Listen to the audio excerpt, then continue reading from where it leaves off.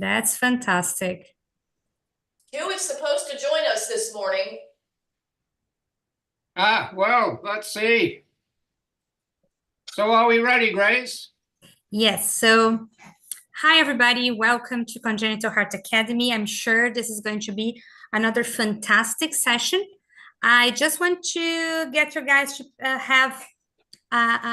to join us on the 12th of February for a fantastic meeting that we're going to talk about the brain and the congenital heart disease, intraoperative and the ICU neuromonitoring and neuroimaging. This is going to be important for everybody who cares for kids with congenital heart disease. So without further ado, I'm going to start this meeting. I'm very happy to have Diane and Dr. Anderson here with us. And I hope everybody enjoys this session. And if you like it, please share with your colleagues the YouTube link.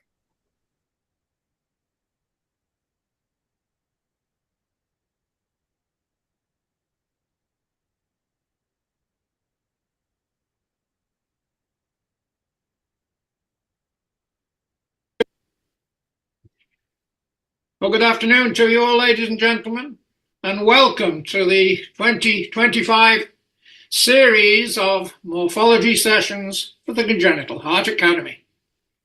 So as you see from your screen, today we will be discussing atrioventricular valvar atresia. So let's get down to the nitty-gritty. What is atresia? To learn that, of course, we go to the dictionary. So I go to my own standard dictionary, which is the Oxford English Dictionary. And as you see, occlusion or closure of a natural channel of the body. But as you all know, nowadays, the standard language is not so much the King's English, which I speak, but American English. And so it's interesting then to look at an alternative dictionary. And here is a very good dictionary for American English, the Merriam-Webster dictionary. And now you see we have a subtly different definition, because atresia is absence or closure of a natural passage of the body. And for today's discussion, the addition of that word absence is crucial. So, absence or closure. Now we have another problem here as an anatomist, because if something is absent, we won't be able to see it, but we will be able to see the features that indicate to us that it might have been present. And that, as you will see, we will discuss as we go on. But another key feature for today's discussion, if the passage has been present but has closed, then it's logical to argue that if we look carefully, we will find some evidence that it has been there. And also for today's discussion, has the closure taken place during fetal life, or has it taken place as an acquired problem in postnatal life? And for today, we are concerned with fetal acquired disease. So that gives us a potential paradox. First of all, we cannot see something that is absent. We're going to have lots of more paradoxes as we go through today. But if we compare the situation with normal, when we're looking for something that is absent, we can see the evidence of the anatomic features. So we're going to be talking about those key anatomical features. And in those features, obviously, we're going to distinguish between absence of an atrioventricular connection. And when we have absence of one, it means that only one of the atrial chambers will be connected to the ventricular mass. And that is important to distinguish from a common atrioventricular connection. Because when we have a common connection, both atrial chambers are still connected to the ventricular mass. So bear that in mind. When we talk about an imperforate atrioventricular valve, things become that little bit easier because, as we've already discussed, we're going to be talking about blockage of a pre-existing atrioventricular connection. Today, however, there are other key clinical features that we need to discuss because we're going to be talking about tricuspid versus mitral atresia. And so we're going to start off talking about tricuspid atresia. And what we're going to show you is almost always when we have tricuspid atresia in the clinical setting, it is due to that absence of an atrioventricular connection. And when it is absence of the right atrioventricular connection, that is what we're going to call the classical or the garden variant.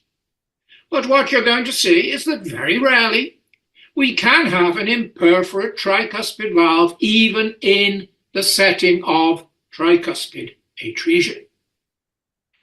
The situation is quite different, however, when we turn our attention to mitral atresia, because I'm sure you all know when you find mitral atresia in the clinical syndrome, it's the worst type of hypoplastic left heart syndrome. It's the combination of mitral and aortic atresia. Now that is significant to absence of the left atrioventricular connection because we used to think that we could find absence of the left atrioventricular connection in this setting. Now, as you will see, we are not so sure. But here we have the situation that rarely we can find mitral atresia with a patent aorta, always in the setting of deficient ventricular septation. And then the question arises again, can that be due to absence of the left atrioventricular connection? And we'll try and solve that conundrum for you. But we're going to start off with going back to the history. Because you all also know that when you have atrioventricular valvular atresia, we're talking about a functionally univentricular arrangement. And it was surgical correction of a patient with garden tricuspid atresia that ushered in the era that you now see so frequently, that of functionally univentricular palliation. At that time, we're talking about the late 1960s, tricuspid atresia was considered to be a biventricular heart, whereas double inlet left ventricle was not. And we discussed the problems with double inlet left ventricle in our last setting. But as we now know, it is the atrioventricular connection that is almost always univentricular. And that is important in the evolution of the treatment of patients with congenital heart disease. And this is the man who was most important in ushering in the era of functionally univentricular connection. You will recognize that to your right hand you see me, and this is a picture taken with my very good friend and mentor, the late Francis Fontaine. And Fontaine took me in hand, taught me so much from the 1970s onwards. This is a picture taken in my garden. I was with Francis on many occasions at his home in Bordeaux, and it was in Bordeaux in 1969 that Francis first corrected a patient with tricuspid atresia. And now, all the time, we talk about the Fontaine circulation. And today's discussions are key for understanding the anatomical substrates for those patients who come up for the creation of the Fontaine circulation. So it's important we remember the great contributions made by this man, who I'm pleased to count as one of my friends and mentors. And Diane now will show us the type of heart that he first corrected. This is a case of the so-called classical type of tricuspid valve atresia with concordant ventricular arterial connections. You can see that the arterial trunks are spiraling in normal fashion from the ventricular mass. And you also appreciate that there's a little bit of pulmonary stenosis because the pulmonary artery is of a smaller caliber than the aorta. Often these cases will have a dilated right atrium, and there is no potential in this case for an atrioventricular connection. I can lift the floor of the right atrium directly off of the ventricular mass. So again, no potential for an atrioventricular connection. The right ventricle is hypoplastic and rudimentary, and actually incomplete because it lacks its inlet component. It still has its apical trabecular component and a well-formed outlet component and subpulmonary muscular infundibulum, so that the right ventricle lacks its inlet component, secondary to congenital absence of the right atrioventricular connection. So now you've seen the heart that Francis first corrected with tricuspid atresia. I can now show you this picture. In fact, you've seen this before if you've heard any of our previous presentations.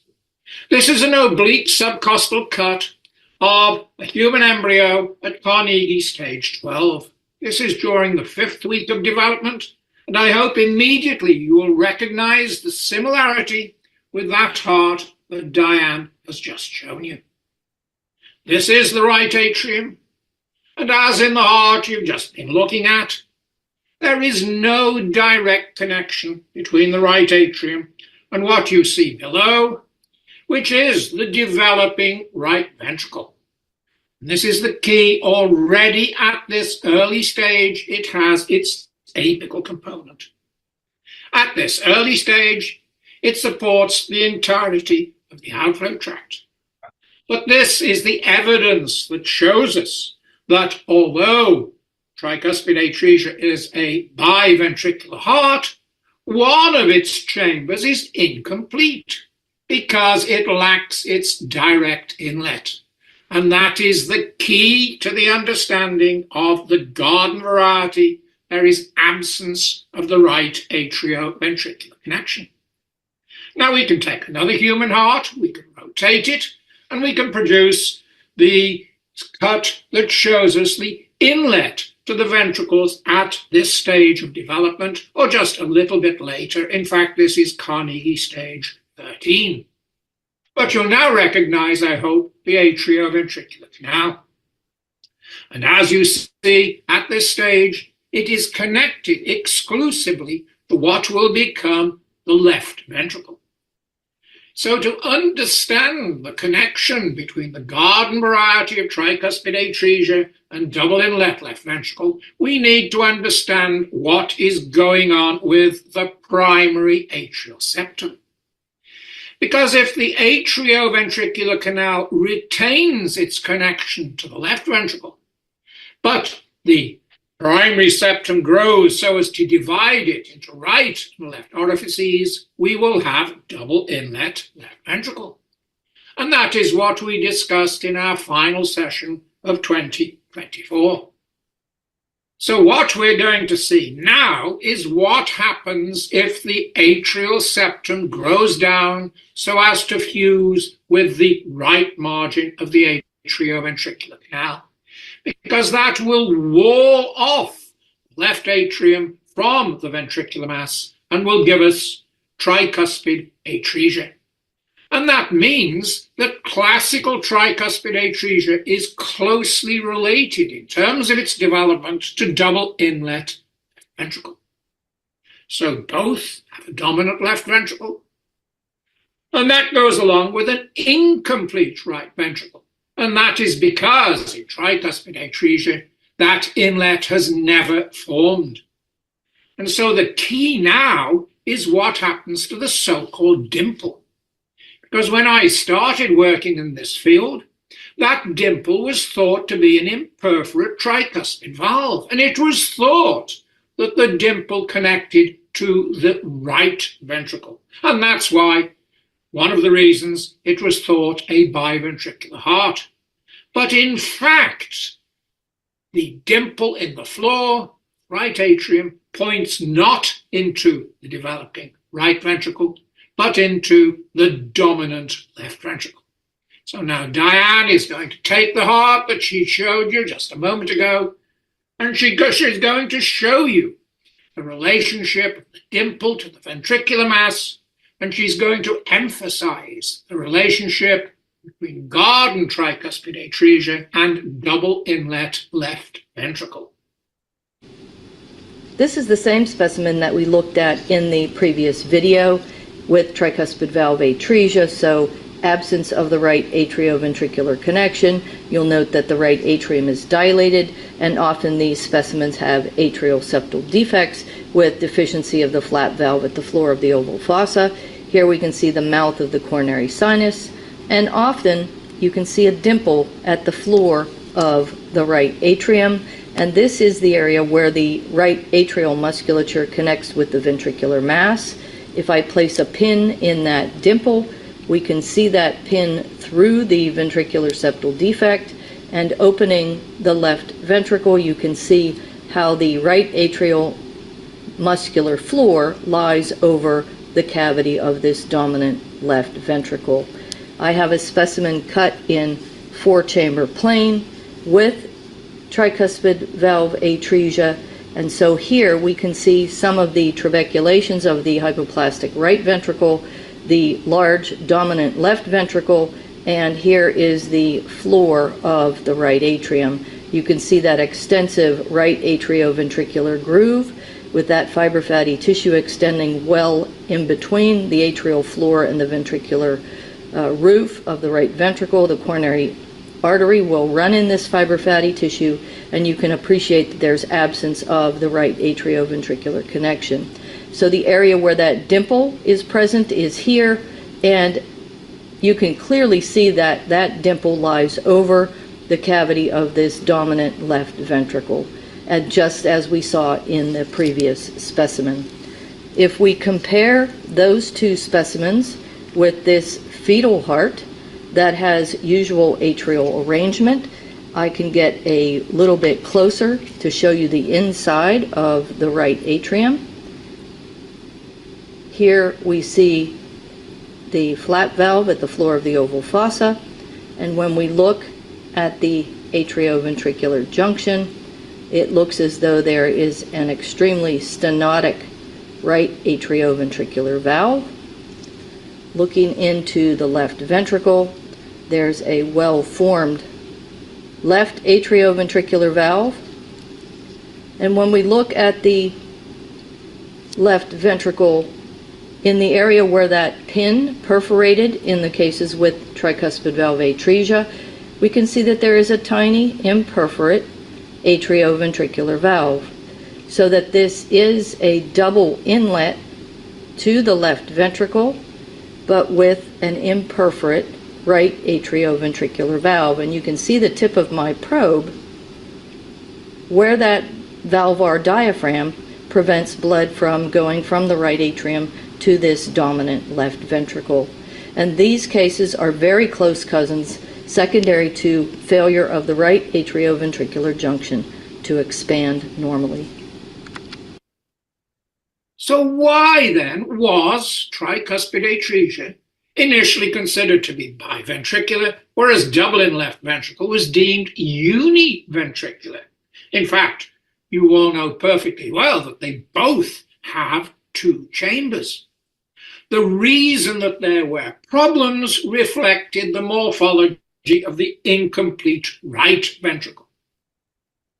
Now, most examples of tricuspid atresia, as you have seen and as Diane has shown you, have concordant ventriculo-arterial connections. And this was the problem, because most usually when you have double inlet left ventricle, the ventriculo-arterial connections are discordant. But it so happens that if we take examples of tricuspid atresia and we compare those that have concordant versus discordant ventricular-arterial connections, you can understand why the problems arose. So now Diane is going to take that same heart with concordant ventricular-arterial connections, and she's going to contrast the situation between what you have seen in that heart and in tricuspid atresia when we have discordant ventricular arterial connections, or tricuspid atresia with transposition. Here we're going to compare two hearts with tricuspid valve atresia. This specimen that we've been looking at has concordant ventricular arterial connections. So the aorta spirals out from behind the pulmonary trunk in the normal fashion. We know we lack the inlet in this incomplete right ventricle. Here's our apical trabecular component and the ventricular septal defect. But we have a nice, normally formed outlet component with an elongated, normal, or more normal, I should say, infundibulum. It is a bit stenotic in this case, but it's much more normal.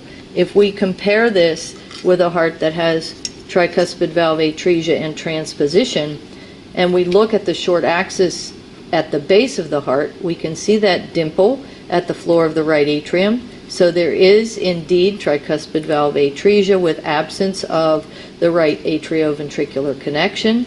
Looking at the incomplete right ventricle that lacks its inlet, we can see there is a nicely formed apical trabecular component, and here's our ventricular septal defect with a very short infundibulum supporting the aortic valve. We can tell you that for sure this is the aorta because there's the left coronary orifice and here's the right coronary orifice. If we compare the two hearts side by side, you can see in the heart with discordant ventricular arterial connections or transposition that the outlet septum is much shorter, while in the heart with concordant ventricular arterial connections you have a much more normal appearing elongated infundibulum. Also in this heart with transposition there was posterior deviation of the outlet septum and giving us pulmonary atresia in this particular case. So now we've looked at the garden varieties of tricuspid atresia. We've compared the situation when we have concordant versus discordant ventricular arterial connections. But sometimes we have a totally different arrangement because we can have a situation where an imperforate tricuspid valve interposes between the cavity the right atrium and the cavity of the right ventricle. And we see this on occasion, pulmonary atresia with intact ventricular septum. We can see it very rarely when there is a ventricular septal defect, or we can see it as the extreme form of Epstein's malformation. So now Diane will illustrate to you the morphology when we have imperforate tricuspid valve with concordant ventricular arterial connections. Here we have a specimen that has pulmonary atresia, intact septum. You can see the anterior interventricular coronary artery delineating this hypoplastic right ventricle. The outlet component is hypoplastic and there was an imperforate pulmonary valve. If I flip the specimen over and we look at it from the spine towards the sternum, you can see the right atrium here, the smooth vestibule of the left atrium and its narrow attachment of its appendage, the hypoplastic right ventricle and the dominant left ventricle, so that this is the interventricular septum. You'll note that there is an imperforate tricuspid valve, so that there is no potential for blood to go from the right atrium to the right ventricle, but there is a potential atrioventricular connection. There is the right atrial musculature directly attached to the right ventricular musculature, and that diaphragm of tissue crossing the potential right atrioventricular junction. So this differs from the classical type of tricuspid valve atresia in that there is a potential for a connection with that imperforate valve. If we look at another example of a case that has a hypoplastic right ventricle and pulmonary atresia, here you can again see the anterior interventricular artery delineating the hypoplastic right ventricle. There is our large aorta and the pulmonary trunk that is blind ending, so pulmonary atresia. All that remains of the hypoplastic right ventricle are these two little aneurysmal portions of the ventricle with only a small connection between the apical trabecular and the outlet component. Looking at the right atrium, it's extremely dilated, and there is a potential for a right atrioventricular connection, but in this case, there's an Epstein's malformation that has become imperforate between the right atrium and the right ventricle. So this is the inferior leaflet, which is entirely plastered against the ventricular mass, the anterior leaflet, and the septal leaflet as well. In this particular specimen, there was a potential for an atrioventricular connection on the right, but it became imperforate secondary to the Epstein's malformation. You'll note that there is a slit-like opening here, and this specimen had a ventricular septal defect. You can see the aneurysmal nature of that atrioventricular valve on the right, secondary to the Epstein's malformation, that coordined off the right atrium from the right ventricle, but left a small little opening in order to allow blood from the right atrium to the left ventricle. So it nearly closed off this ventricular septal defect as well. We can also see imperforate valves in the situation where we have atrioventricular septal defects. This specimen is a left dominant atrioventricular septal defect, so that there's atrioventricular septal malalignment. So this is where the ventricular septum is located, and here is the atrial septum, so you can see that they are malaligned. This is the superior bridging leaflet and the inferior bridging leaflet, and you can see their zone of apposition pointing directly at the interventricular septum. This right component of this atrioventricular valve has become imperforate and totally blocks off the inlet to the right ventricle. So yet another potential for an atrioventricular connection, but with an imperforate atrioventricular valve. All that remains to the apical trabecular component is this small little cavity, and there was a small residual ventricular septal defect that allowed blood to go into the pulmonary outflow tract.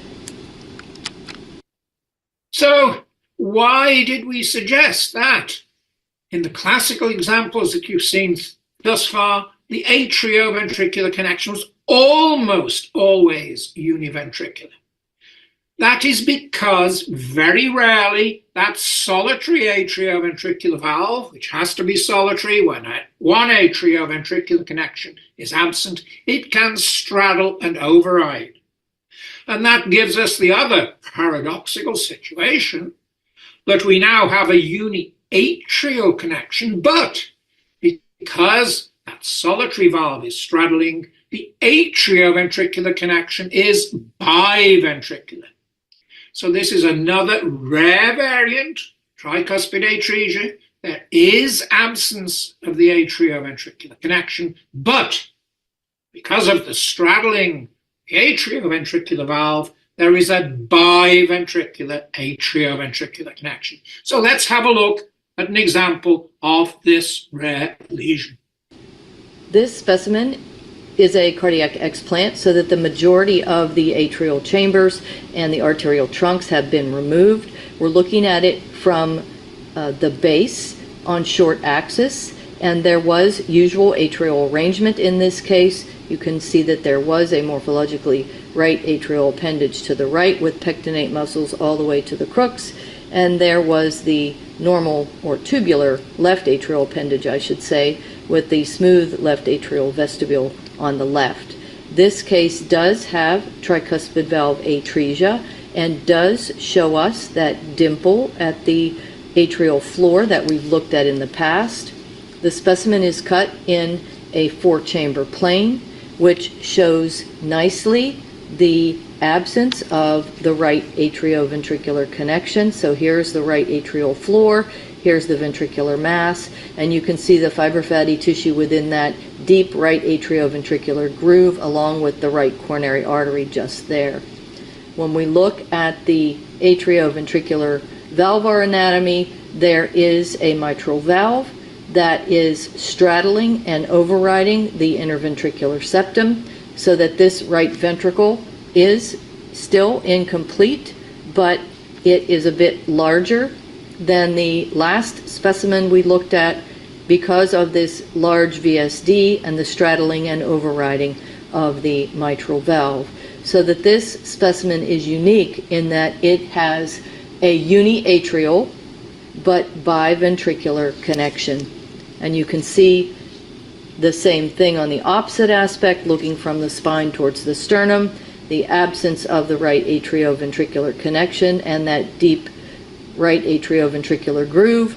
And here's the crest of the ventricular septum with the mitral valve supported in part in the right ventricle and as well in the left ventricle. So it's straddling and overriding, and actually there was a double orifice within this mitral valve as well. So now we have another paradox. Here is the question: is the connection always absent on the right side to produce tricuspid atresia? Again, the answer is no. Why? Here we have to consider what happens in terms of ventricular looping. In all the examples we've looked thus far, the ventricular loop would have turned to the right, and then the primary atrial septum would have grown down so as to wall off the right atrium from the ventricular mass. But if the ventricular loop turns to the left, and then the primary atrial septum grows down, the right atrium is then left connected to the morphologically left ventricle, and the developing right ventricle is then left-sided. And this, of course, if all goes normally in the atrioventricular canal does expand, we have congenitally corrected transposition, and usually with discordant ventricular arterial connections. Indeed, congenitally corrected transposition has to have discordant ventricular arterial connections. So what we are talking about now is the situation where ventricular loop has turned leftward, but there has not been expansion of the atrioventricular canal. The primary septum has grown down to wall off now the left atrium, leaving us the right atrium connected to a dominant left ventricle with absence of the left-sided atrioventricular connection. But had that connection appeared, it would have been a tricuspid valve. So let's look at this morphology and another nice example shown to us by Diane. This specimen has discordant ventricular arterial connections and usual atrial arrangement. There was a previous Damas-K stancil anastomosis between the aorta, which is arising from this rudimentary and incomplete right ventricle that lacks its inlet component. There's the anastomosis between the aorta and the pulmonary trunk. The aortic valve is supported by a complete muscular infundibulum, and here you can see the apical trabecular component and the ventricular septal defect. The right atrium was joined with the dominant left ventricle. The way this specimen was opened was roughly in a four-chamber plane, so if I open it kind of in clamshell fashion and look from the spine towards the sternum, you can see the morphologically right atrium discordantly connected with the dominant left ventricle. There's our Fontan baffle with the fenestration. And here on the left, you can see where the atrial septum was located, and here is the narrow junction of the left atrial appendage, so that there is no potential for a connection here on the left between the morphologically left atrium and the morphologically right ventricle, which is more anterior and superior. So that if this connection would have developed, the left-sided atrioventricular valve would have been a tricuspid valve, much like what we see in congenitally corrected transposition. So if we go back and look at the right ventricle you can see that it does have left-hand ventricular topology, so that only my left hand can be placed on the septal surface with my thumb in the inlet and my fingers in the outlet. So, absence of the left atrioventricular connection with left-handed topology, as you've just seen, gives us yet another paradox, because it is the morphologically left atrium that is blind-ending. And that, of course, produces the clinical situation that you usually associate with mitral atresia. Paradox in the setting you have just seen, had the connection developed, it would have produced a tricuspid valve. So in those particular hearts, we could say that there is a solitary discordant connection between morphologically right atrium, the dominant left ventricle, and then, as you have seen, the incomplete right ventricle is carried on the left shoulder of the ventricular mass with almost always discordant ventricular arterial connections. But it is morphologically tricuspid atresia with left-handed ventricular topology. So let's now talk about the regular forms of mitral atresia.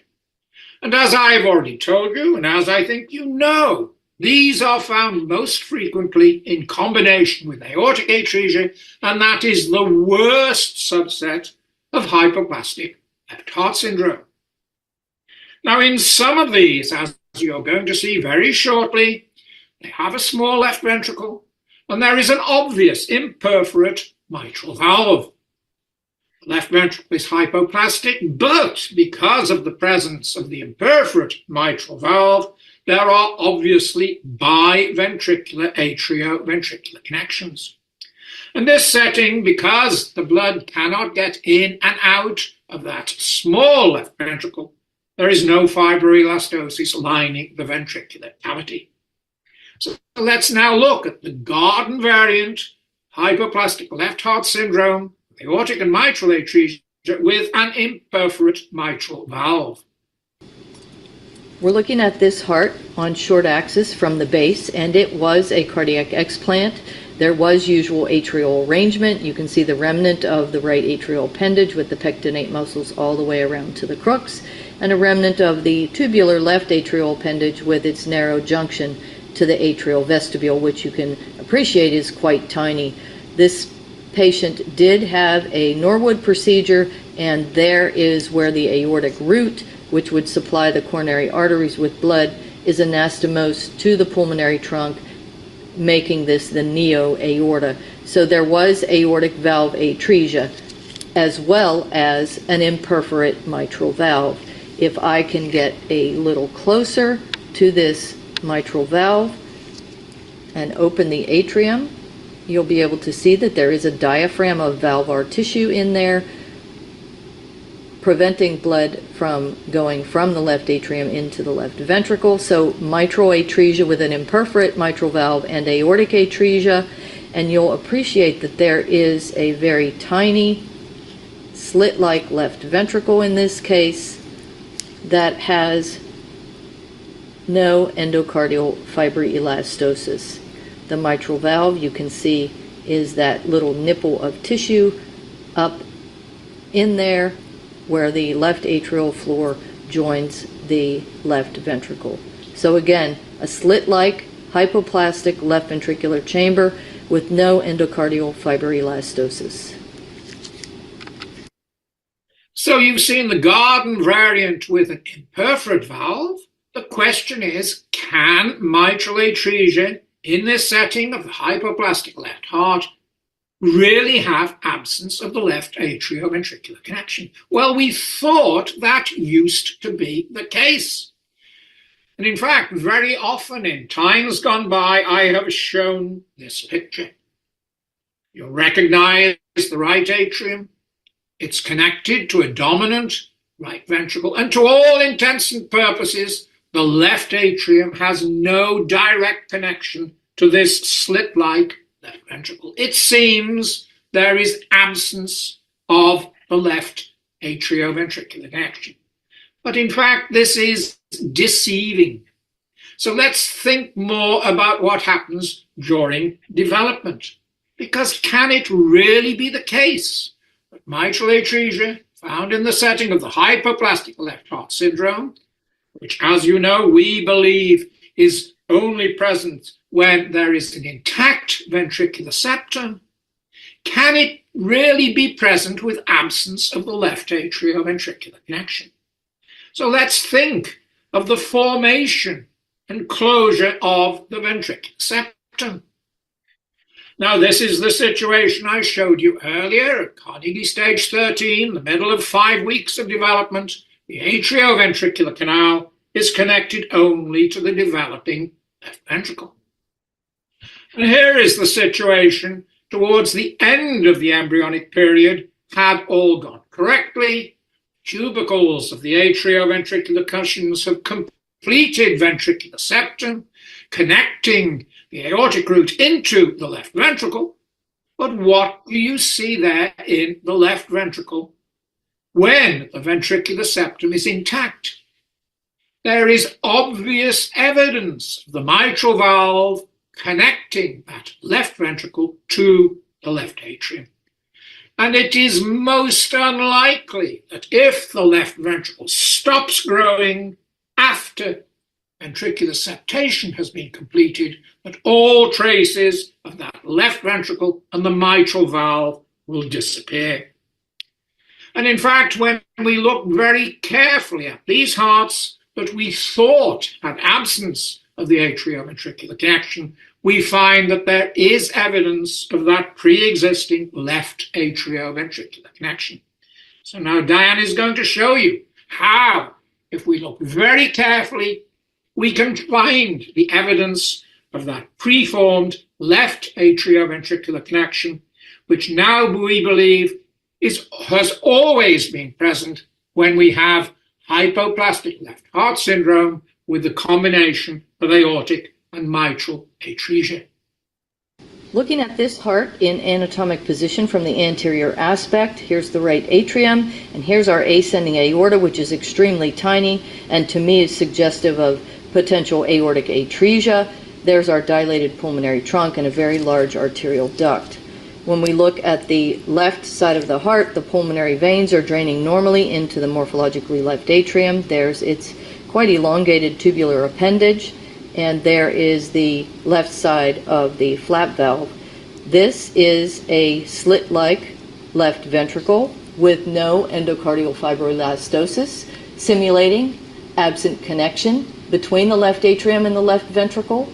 But when we look at the floor of the left atrium, we can see that there is a dimple with evidence of a fibrous strand representing a connection with remnants of the mitral valve in the ventricle. So you can see that there is a fibrous strand at the tip of my probe and that there is a dimple in the roof of the left ventricle.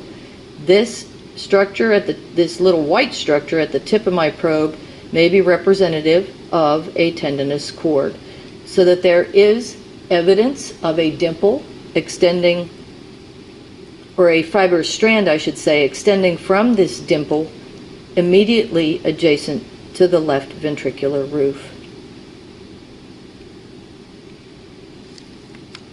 So now you must be saying, well, is it really possible that we can have absence of the left atrioventricular connection when the right ventricle is dominant and the left ventricle is not only hypoplastic, it's also incomplete? Can we match the situation as we saw with tricuspid atresia? And it must be possible, because we know that the atrioventricular canal can expand so much that it produces double inlet right ventricle. And then it must be feasible for the atrial septum to grow in such a way, again, as to wall off the left atrium from the ventricular mass. But as yet, we are not sure that this can take place. So Diane is now going to show you an example of double outlet right ventricle with mitral atresia. This specimen has usual atrial arrangement and concordant atrioventricular connections with a ventriculo-arterial connection that is one of a double outlet. Here's the aorta, anterior and rightward of the pulmonary trunk. The aorta is supported by a complete muscular infundibulum, and the pulmonary valve is in fibrous continuity with what is an imperforate mitral valve. You can see that the ventricular septal defect is in the subpulmonary region. When we look at the left atrial floor, you can see that there is a diaphragm of valvar tissue here guarding or blocking the left atrioventricular junction, so there's potential for a connection. And when we look at the left ventricle, it is hypoplastic, has endocardial fibroelastosis, and you can see the subpulmonary ventricular septal defect, but there's another apical ventricular septal defect. Going in a little bit closer to look at that mitral valve, there are some tendinous cords here attached to the crest of the ventricular septum, and maybe a few more here, but there is a diaphragm of valvar tissue blocking the left atrioventricular communication. So there is a potential for a communication at the left atrioventricular junction in this particular heart. The next specimen is a cardiac explant and is also one of a double outlet ventriculo-arterial connection with a large pulmonary trunk and an extremely stenotic aortic valve. There was usual atrial arrangement, and when we look into the right ventricle, you can see the right atrioventricular connection with the tricuspid valve and the hypertrophied right ventricle. The left ventricle is a small slit-like chamber on the posterior aspect of the heart, and you can see that there is no endocardial fibroelastosis. There was a small ventricular septal defect just where my probe is, but what I need to show you first is the left atrial floor, and I need to get a bit closer here. So this is the coronary sinus as it is running in the left atrioventricular groove to join the right atrium, and here is the floor of the left atrium. The appendage has been totally resected, and at the floor of the left atrium there was a dimple. So this is essentially the muscular buttress, and you can see that nice dimple at the floor of the left atrium. So what I've done is sectioned at that dimple so that now you can see where the interventricular communication or that ventricular septal defect was between that hypoplastic left ventricle that we looked at a moment ago and at the roof of that rudimentary left ventricle, and deep to that dimple within the atrial floor, you can see that there is an area of fibrous continuity between the atrial floor and the tricuspid valve, or in the area where there would have been a mitral valve formed.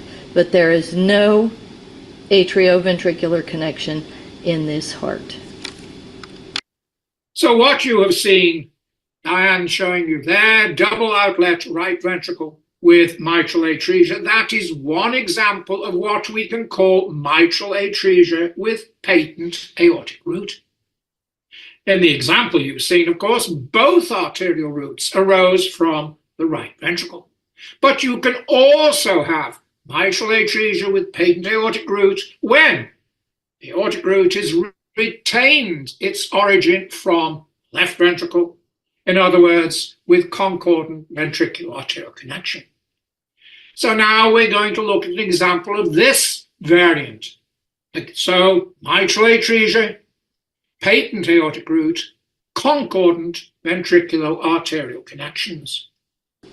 This specimen has concordant atrioventricular and ventriculoarterial connections. You can see that the aorta in this case is quite a bit smaller than the pulmonary trunk.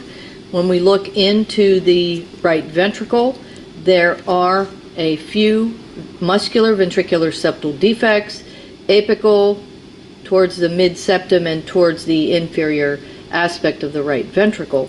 When we look into the left atrium, there is what looks like a very stenotic valve.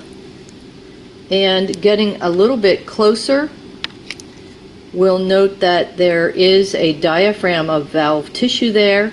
So much like the case we looked at with an imperforate tricuspid valve, this case has an imperforate mitral valve, so that there was a potential for an atrioventricular connection.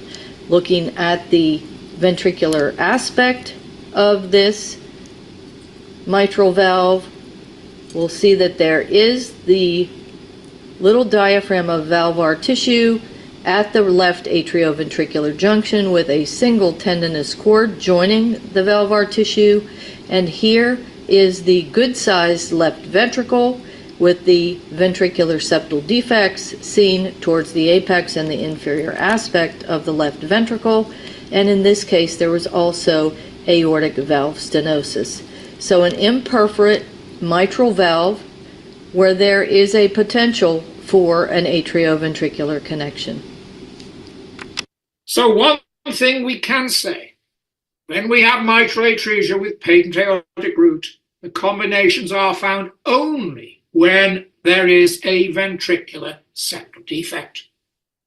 Left ventricle is hypoplastic to varying degree, but the phenotypes are totally different from those that you find in the setting of hypoplastic left heart syndrome. So, the bottom line, with regard to atrioventricular atresia, tricuspid atresia is almost always due to absence of the atrioventricular connection, but rarely it can be found with an imperforate atrioventricular valve.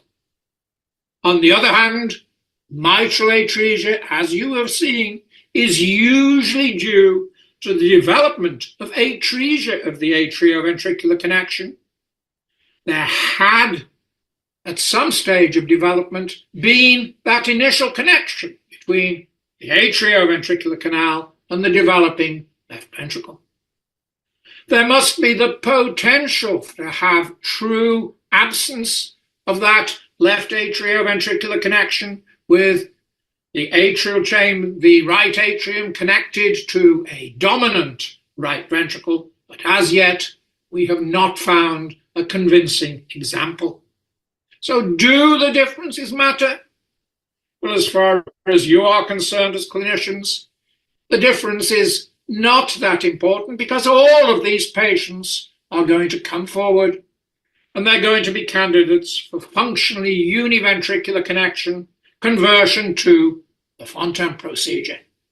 To us as morphologists, however, these are key differences because the phenotypes are so obviously different, and they also matter because they tell us the difference between functionally univentricular hearts and hearts with a univentricular atrioventricular connection, because as you have now seen, oftentimes those hearts that are functionally univentricular still have biventricular atrioventricular connections, but with one of those connections atretic because it has closed during the process of development, usually during fetal life. So that hopefully has clarified for you the anatomy of atrioventricular valvar atresia. Well, there we are, ladies and gentlemen.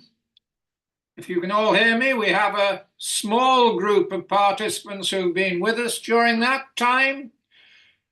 We had hoped that Dr. Crucian was going to be able to comment, but he is visiting Romania at the moment. I know he is with us, but I don't think he has a link to us, but he might be able to say something through the chat box. If any of the remainder of you want to ask any questions, then please give us your questions through the chat box. Diane is with us in St. Petersburg, and she and I will be able to answer any questions you may have. So do we have any questions or comments? Adrian, can you hear me? Are you able to type any comments you have in the chat box? Or Diane, do you want to add anything?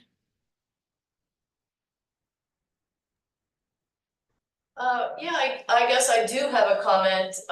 Since you've been putting forth this idea about mitral atresia and there being a connection up to the time when the ventricular septum closes, and some of the hearts that I've now been dissecting since we've been talking about this really do tend to show that there probably was a connection at some point, and especially in the cases with double outlet right ventricle. In the case that I showed in the video, there was even a little tag of valvar, what looked like valvar tissue in that area of fibrous continuity between the tricuspid valve and the roof of that left atrium. So it really does look like there was something there, especially in the new dissections that I've been doing, you know, following our conversations. So I think it's a pertinent point. Indeed, I agree with you 100%, because as I tried to explain during the presentation, initially I was convinced that it was absent connection, but the more I look at them, and now the more you look at them, as you say, when you look carefully for it, you can see the evidence. And that heart you showed beautifully. You showed that little imperfect membrane, and the imperfect membrane was between the floor of the left atrium and the left ventricle. And as you showed, it was in fibrous continuity with the leaflet of the tricuspid valve. So again, I think that one was showing us that there had been presence of initially the left atrioventricular connection. Yeah, I think it would be interesting to do some histology on some of these cases, but you know, now since I don't get too many unrepaired cases, it's hard to sacrifice these hearts.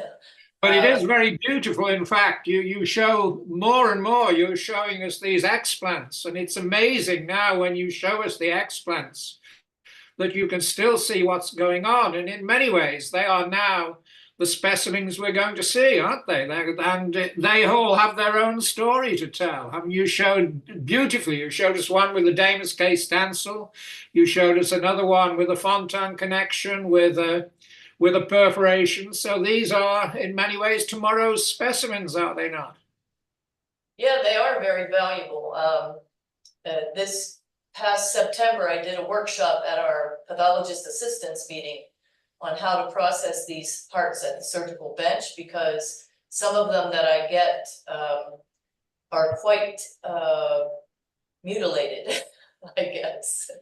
So it's nice to preserve them because the actual anatomy is the diagnosis. You don't really need a whole lot of histologic sections. And the other amazing thing that you showed us today, you had that beautiful fetal heart with double inlet left ventricle and an imperforate right atrioventricular valve. And then you were able to close in on that. And it was if it was the same size of the hearts you've been showing us, which are the explants. So the fetal hearts are also so important nowadays. Yeah, they are, and we're lucky enough to have some families donate these specimens so people can learn from them. So, I mean, one of the points that I made, and it's good to see you've got Dr. Q sitting behind you there. Hi there, Q. How are you? Very well. Good to see you, Bob. Well, indeed. I mean, I made the point at the end there that it really doesn't make much difference to you, does it? Because you just repair them. Well, I think understanding the morphology, and it's as beautifully presented as you've ever seen it, you know, what we've just seen, it's just good to know, you know, when we're inside the hearts, because, you know, sometimes our preoperative imaging is so good, but sometimes, you know, you just have to see it, and kind of visualizing it here with the specimens, I think just kind of augments when we get inside there sometimes, just to know exactly what we're seeing. And those very microscopic size, like left AV valves that you see, you know, we're not really examining those very often, but you can kind of, I don't know, you just get a real appreciation for, how, kind of what is there. I do have a question for you though, because I'm not sure I got this exactly right, but did you say that you were convinced earlier in your career that there was a lack of a connection for the left side AV valves, but in fact, you've never really seen that in specimens? Correct. But the question I have is that true? Is that kind of what you're That is saying? correct. Yeah, but looking at your embryonic specimens, you can see how the tricuspid atresia was a stage of development, and you clearly show that. But there really isn't an analogous arrested stage for the left-sided lack of connection. So why would you think that? You're not typically thinking that way. Because I wasn't smart enough at the time. You're 100% correct, and that's exactly now what is driving my own thinking. And it's obvious, as you say, that when we think of normal development, the left atrium has to have been connected to the left ventricle. And so if we end up then with an intact ventricular septum, there's going to have to be that evidence of the initial connection. And I just didn't look for it. In fact, it's interesting that in the late 1980s, the group from Leiden, Arnold Waning, who I worked very closely with, was a good friend of mine. He did the histology that Diane is talking about, and they showed the fibrous connection in the hearts they had in Leiden. So that, and I didn't believe them, and that's because I hadn't been thinking about it properly. So now I have to eat humble pie and acknowledge that the connection is there. So you're right. I think there are some questions on the chat. There are indeed. There's a question from Jason. How does the mitral valve normally develop embryologically? Well, that's a very good question, because the mitral valve, the apparatus, develops from the trabecular component of the ventricular mass. The cushions become the leaflets, and those trabeculations become the papillary muscles, and they become the tendinous cords. And so presumably, when the left ventricle stops growing, as we know it does in hypoplastic left heart syndrome, those things so attenuate and become those tiny little cords that Diane showed you in the one specimen. Adrian, it looks as though, are you with us? Hello, can you hear me? We can hear you. Probably you can't see me. It's extraordinary, Prof. I really enjoyed it, because this is such a good example of sequential segmental analysis. You presented two cases of univentricular atrioventricular connection, two cases of biventricular atrioventricular connection, and one case of uniatrial biventricular connection. So 5 types of what happens at atrioventricular level, all of them functionally univentricular hearts. And this is just amazing, because we should probably discuss the conduction tissue in all these 5 elements. And on top of that, we can discuss the common AV valve with atresia of one of the orifices on top of this 5. No, it's a good point you make there, because Luis Bravo Perez de Ordaz has made the point. Is it possible atresia of AV valve connection in AV septal defect? And in fact, you make the very good point there that you can have imperforate side. And in fact, Diane showed us that. She showed us that beautiful example of Epstein's with atrioventricular septal defect, and the right side of that common valve was atretic. So it is possible to have atresia due to an imperforate half of the common atrioventricular valve. Yeah. So Adrian, continue. And then, my question is about the dimple, because we introduce now the dimple on both sides. And on the tricuspid atresia, it looks towards the left ventricle. And we used to say that that is actually part of the atrioventricular septum, if I'm not wrong. Correct. Then we go into the mitral atresia, where we talk about the dimple looking into the same left ventricle. So where do you see this dimple in this case? Because now the dimple represents a possible connection. Correct, because it is the remnant of the mitral valve. And as Q said, that has always been present. So it's the reason we have it on as the dimple on the right side, as you say, is because it's part of the atrioventricular component of the membranous septum. And that is because in most examples of tricuspid atresia, the aortic root has found its way into the left ventricle. And then that gives us that communication through the infraseptal recess from the base of the right atrium into the left ventricle, and it represents the atrioventricular membranous septum. But on occasion, as Diane also showed you, you can also have an imperforate right valve with double inlet left ventricle. So it all comes back to the point you made just a moment ago. It's all down to sequential segmental analysis and finding out what is going from where and to where. Yes, great. And that was just to point the people that we may use the term dimple, but it may mean something else. Correct. They have to pay attention to what it means. Absolutely correct. And we need to understand all the nuances of anatomy, including the atrioventricular component of the membranous septum. Exactly. The last bit will be the role of advanced imaging, because you recognize in the end that we don't have a convincing example. So we hope to look into that and to see whether that can be seen. We may not see it even with that resolution, but we have to give it a try. What do you think? Well, I mean, you know better than I do that you are now in the position with the European consortium that you have hearts that you are studying with synchrotron imaging, the so-called HIP-CT variant of computed tomography. You now have the hearts where you're going to be able to do exactly what you've just been discussing. You're going to be able to look at these hearts in minute detail. You're going to be able to find the conduction system, and you're now going to be able to take us forward, because if I understand you correctly, you have at least 10 specimens that have been analyzed with hypoplastic left heart syndrome with computed tomography, do you not, with synchrotron scanning? Exactly. And I look forward to look into this, because it's really important what you mentioned today about looking in the details of this connection.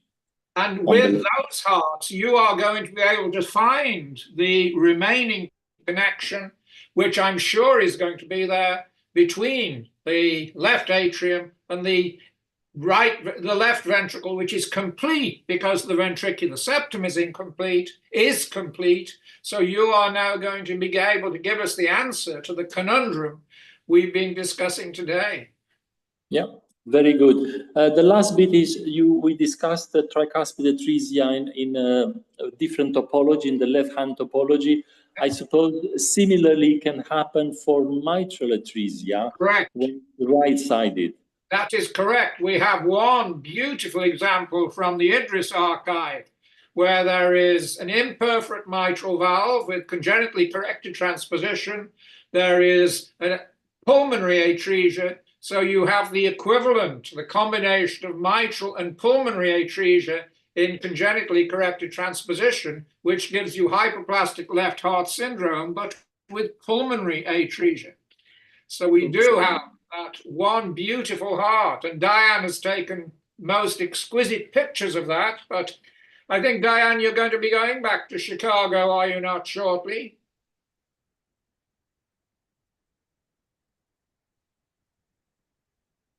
Diane, are you still there? Yeah, I am. Sorry, Q was asking me a question. What was your question? You're going to go back. They're hoping to get you back to Chicago, are they not? Yes. So you Rohit remember and the I are heart gonna we be have discussing that genetically corrected transposition with mitral atresia and pulmonary atresia. You'll need to take some videos of that so that we can increase the material we have available. Your videos, by the way, are quite spectacular. I think the videos that you showed us today, I've never seen tricuspid atresia shown so beautifully. I think the hearts you showed us of double outlet right ventricle, interestingly, with a patent aortic root, but with a subpulmonary defect, because you remember the hearts we looked at, most usually the interventricular communication is subaortic, whereas you showed us that beautiful one today with a subpulmonary. So it's like Tausig-Bing with the Tausig-Bing variant of double outlet right ventricle, but with mitral atresia. I've not seen that before. So this was actually my last comment to congratulate Diane, because she put so much work into this. Beautiful specimens, lots of work. Thank you so much, Diane. Oh, you're welcome. It's getting easier. I don't have to do so many takes anymore. Well, Adrian, we hope that as we move forward, you might be able to take pictures of your collection also in Birmingham, because you also have exquisite hearts that you might be able to show us. I'll need quite a bit of guidance from Diane, but I'll be in touch with her about that. I would love to come and visit. Absolutely. Thank you so much, Dan. Really wonderful. And I'm glad that the Congenital Heart Academy keeps these videos available. Well, we had a relatively small number of participants today, which is rather a pity. We only had 16 or 17, which is, they've missed this wonderful presentation. But in 1 month's time, I can tell everybody that at the last Friday of February, we're going to be telling you about straddling atrioventricular valves. And Diane is going to have an equally good collection of videos to show us. So please stay with us. If you enjoyed it today, stay with us and be with us in February. And then in March, we hope to talk about overriding arterial valves, a very interesting topic. Great. This is not a problem because the videos are there. These are really heavy lessons, Prof. There is a headache that comes with its lessons. So I understand people want to protect their heads on a Friday evening. Well, I know that a number of pathologist assistants are now accessing these videos after or on their own time because they're working at this point in time. Because I put the notice out there that these are available, so I know a number of people are accessing them on their own time. Well, that's good to know, because as I say, the way you show it now is absolutely exquisite, and this is the understanding we all need, and we can now match it with the clinical imaging. And as Q said, we have to understand the morphology. So carry on, you're doing a great job. Thank you. How's the weather in Florida, Q? Beautiful now. Perfect. Yeah. We were enjoying this time of year. This is our best time. So I hope you're able to get out on the golf course. I try to sneak out every once in a while, Bob. Yeah. Are you still a member at the country club? Yes, it's just been redone as well. You're always welcome to visit. I think you'd really enjoy it now. It's just been the whole thing has been redone. It's very high end now. As you know, transatlantic travel is becoming difficult. It's okay for young men like you, so you'll have to come over here and play with me at Walton Heath. I'd love to again. That was fun. Yes. We'll do it again. Great to see you both, and thanks for being with us. Adrian, thanks for joining us from Romania. I hope your mother is doing well. Yeah, it's all good. All good, thank you. Okay, so thanks to everybody for being with us. We'll see you in February. Bye.